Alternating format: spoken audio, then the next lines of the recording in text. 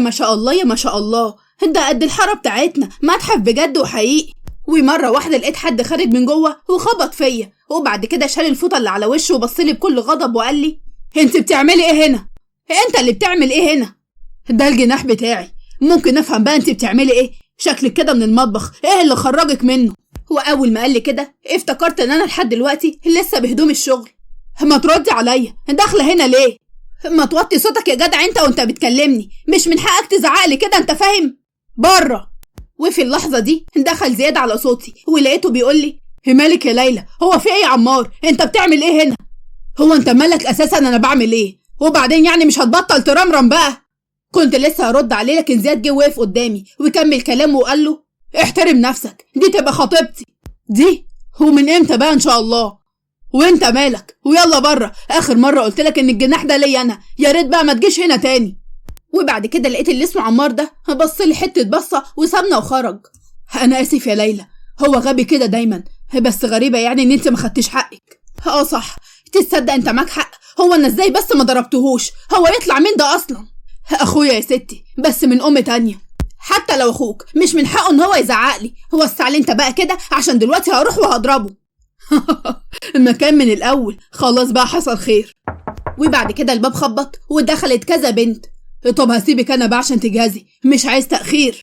اما بقى تحت كانت الحفلة خلاص ابتدت. دخل مهند ومعاه زمايله من الجيم. اكبر ترابيزة واقعدوا عليها يا رجالة. هو فين شفيق؟ شفيق يا شفيق. نعم يا مهند باشا. الرجالة وصلت، عايز بقى الترابيزة دي تتملي اكل. حاضر طبعا، بس البوفيه بس يفتح. بوفيه ايه بس؟ انا بقولك الرجالة دي لو جاعت انا مش مسؤول، دول ممكن ياكلوك. يا لهوي، انا والله العظيم انا لحم مر مش هيعجبهم. هقولك انا هجيب لهم كل الاكل. ايوه كده. فين منصور بيه؟ لسه ما جاش؟ لا حضرتك وصل في الجناح بتاعه 10 دقايق وهيدخل هو وعروسته. ماشي، روح بقى وما تنساش. ما اقدرش يا باشا، عن اذنك. وصلت ناني الفرح، واول ما دخلت كانت بتدور بعينيها على اي حد تعرفه. شافت عمار قدامها. عمار عامل ايه؟ كويس الحمد لله. ايه رايك في الفستان؟ شكله حلو؟ بصراحة كده ما بفهمش فيهم. اوف، مفيش فايدة فيك. طيب حتى جاملني يا اخي بكلمتين، مش كده يعني؟ ما بعرفش اجامل. ده انت اللي هتحبك هتكره نفسها. قال قولي بقى فين اخواتك؟ معرفش وما يهمنيش ان انا اعرف. طب تعالى نقعد على اي ترابيزة، الكعب وجعلي رجلي قوي. تعالي. وفعلا قعدت مع عمار على الترابيزة، ومهند واصحابه كانوا قاعدين على الترابيزة التانية. خلصت ليلى وعملت الميك اب وكانت جميلة جدا، كانت لابسة فستان ابيض. دخل عليها زياد وانبهر بجمالها. واو، ده ايه القمر ده كله؟ انا ما كنتش اتوقع ان انت حلوة بالشكل ده. انا اصلا حلوة من الاول، بس مش برضه بقى اظهر جمالي ده عشان خاطر البنات ما تتعقدش. وضعك يسمح لك بالثقة دي. اتفضلي يا قمر. بلاش قمر والكلام ده عشان انا مش بحبه. هو انت ناسية ان انت خطيبتي دلوقتي؟ يعني لازم اعيش الدور. صح، انت لسه ما مضيتنيش على العقد، ومش هتخرج بقى من هنا غير وانا متعينة. هو انت بتتكلمي بجد؟ ايه شايفني بهزر مثلا؟ فين العقد يا عم انت؟ بعد عم دي ما تتكلميش تاني. وبعد كده اتصل بمدير الفندق، طلع وكان معاه العقد ومضيت عليه. ايه يا ستي مبسوطة كده؟ طبعا يا خطيبي. مسكت ايديها وانا بضحك عليها، وبعد كده رحنا على القاعة. دخل وقت الزفة من باب تاني، وكان ابوه بيدخل مع عروسته من الباب الاول. طبعا الانظار كلها كانت على زياد، وسيم ومشهور ومعروف عنه بتاع بنات، بيدخل مع بنت زي القمر لابسه ابيض. الصحفيين بيصوروهم وكل الناس بتبص عليهم. الله يخرب بيتك، انت قلت حفل خيري، ايه الزفه دي وايه كل الناس دي؟ زفه الخير يا ليلى، هو انت ما رحتيش قبل كده حفل خيري؟ لا، بس هو مين الراجل اللي قدامنا ده؟ ده منصور بيه بابا. ما صحته كويسه اهو، انت بتقول ان هو تعبان ازاي؟ هو تعبان بس بيمثل، دي حلاوة روح يا لولو. طب ومين اللي جنبه دي؟ هتبقى اختك؟ لا، دي مراته الجديدة. لا، انا بجد مش فاهمة اي حاجة. يا ليلى ما كفاية رغي بقى، انت هنا عشان تمثلي دور خطيبتي. يا ريت ما تنسيش وما تقعديش تسألي كتير، واللي هيسألك تقولي له ان انا خطيبة زياد وبس. طيب. وبعد كده وصل قدام منصور ابوه اللي فضل عمال يبصله.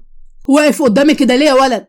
انا مش ولد يا منصور بيه، وجاي ابارك لك انت والعروسه، بس يعني مش شايف نفسك كبير عليها شويه؟ وانت مالك؟ انت هتحكم عليا؟ ما تنساش ان انا ابوك. شكلك خرفت. وهنا بقى ما قدرتش ان انا اسكت.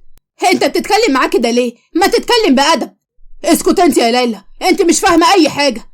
ومش عايزة افهم، ده والدك ولا تقل لها مؤفل.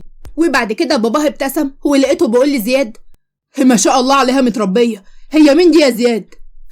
مش هتنفعك يا منصور بيه، دي خطيبتي. بجد انت خطيبته؟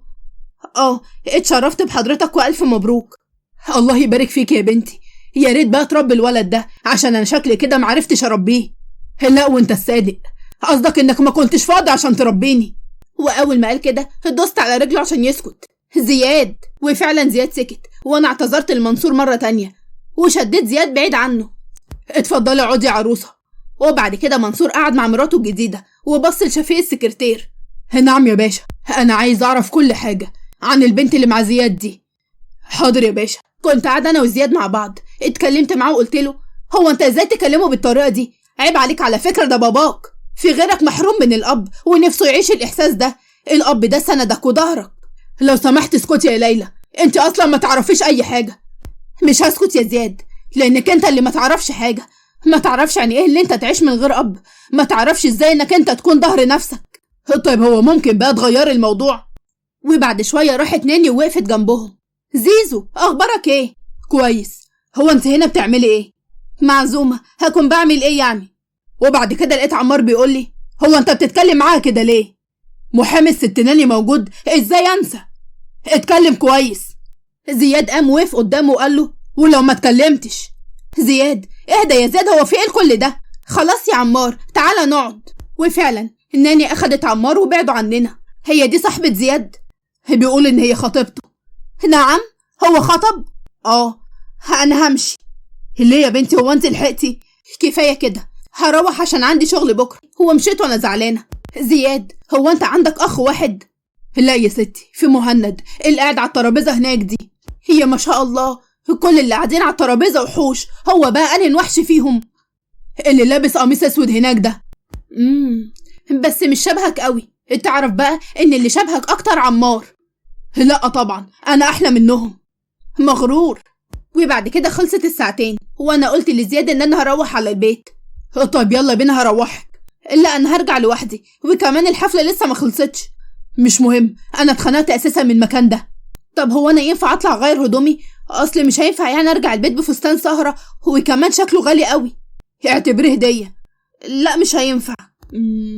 طيب خلاص يا ستي، تعالي نشتري هدوم عشان ترجعي بيها. برضه مش هينفع بصراحة، كده مش معايا اي فلوس. هو انت ناسي 15,000؟ لا ما هو انا مش هاخدهم، كفاية قوي ان انا اشتغلت هنا. شكرا جدا ان انت ساعدتني، انا فعلا كنت محتاجة شغل قوي. للدرجة دي؟ اصلا انا بابا متوفي وانا عايشة مع ماما والمعاش قليل جدا، فبشتغل بقى عشان نعرف نعيش. برافو.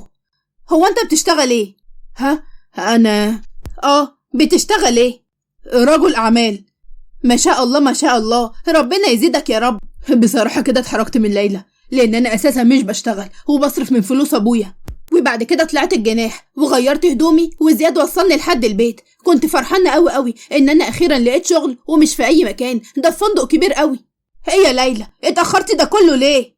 اما النهاردة يا ماما حصل معايا شوية حوادث. ليه؟ حصل ايه يا موكوسة؟ اوعي يا بنت تكون عملت مشكلة في المطعم. ده انا اترفدت من المطعم اساسا. عملتي ايه يا زفتة؟ يا ماما هو انا وش مشاكل برضو؟ ده انت المشاكل نفسها يا ليلى. قولي يا بنت وانطقي عملتي ايه؟ انا مظلومة والله يا ماما، عشان كده بقى ربنا عوضني بشغل احسن بكتير في فندق كبير قوي، وهقبض مبلغ كبير كمان. الحمد لله يا رب، انت اللي عالم. هتقبضي كام يا بنت؟ 3000؟ ليه اعلى من كده بكتير يا ماما. 4. يا ماما بقولك اعلى بكتير. ما تقولي يا زفتة. 15,000 جنيه. شفتي بنتك؟ بسم الله ما شاء الله. ما تقوليش لحد يا بت، واول مرتب هنعمل حاجة لله ان شاء الله يا ماما. هروح انا بقى انام عشان اصحى الصبح بدري اروح الشغل، لازم التزم من اولها. نامي يا حبيبتي نامي، تصبحي على خير. والحمد لله عدى اليوم بتعبه، وتاني يوم الصبح اول ما صحيت من النوم جهزت بسرعة ورحت على الفندق من الصبح بدري بكل نشاط عشان اقابل اول خناقة قدامي. ولحد هنا بتكون خلصت حلقتنا. استنوني في حلقة جديدة بأحداث جديدة، وفي نهاية الفيديو ما تنسوش تدعموني بالاشتراك في القناة وتفعيل الجرس على الكل عشان يوصل لكم إشعار بكل قصة جديدة.